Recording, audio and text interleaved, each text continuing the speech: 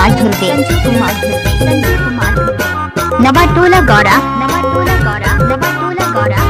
वाले महुआ के पानी पियाई डारे मुलाया पन माया मा फसाई डारे धीरे धीरे।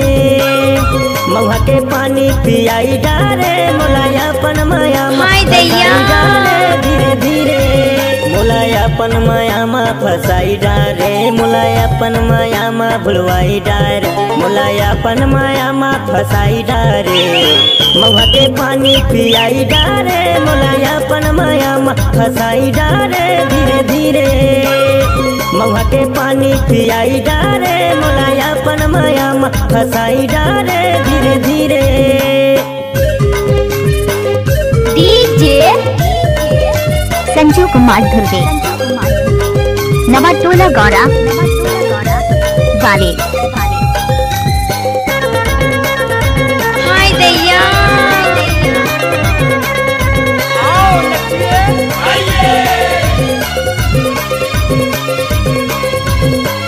रोज रोज आवत रही तोर गली पार आवत रही खेत डहर झाला मा। डीजे महेश्वरी ढाबा वाले रोज रोज आवत रही तोर गली पारा मा दारू लपान आवत रही खेत डहर झाला मा।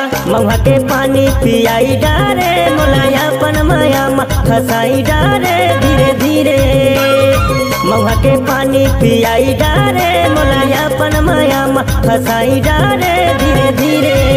मुलायापन माया मा फसाई डारे मुलायापन माया मा भुलवाई डारे मुलायापन माया मा नवाटोला गौरा महुआ के पानी पियाई डारे मुलायापन माया मा फसाई डारे धीरे धीरे।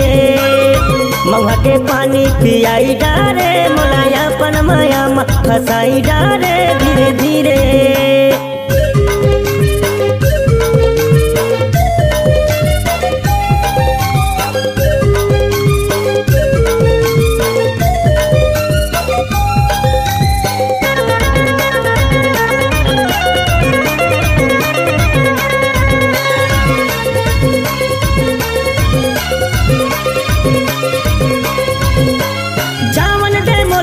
हो जाते समझाना चल जल्दी यहूँ रानी छोड़ माया फंदाना।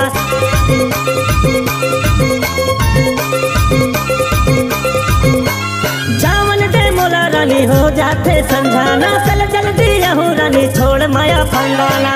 महुआ के पानी पियाई डारे मुलायापन माया मा फसाई डारे धीरे धीरे। महुआ के पानी पियाई डारे मुलायापन माया मा फसाई डारे धीरे धीरे। मुलायापन माया मा फसाई डारे मुलायापन माया मा भुलवाई डारे मुलायापन माया मा नवाटोला गौरा महुआ के पानी पियाई डारे मुलायापन माया मा फसाई डारे धीरे धीरे।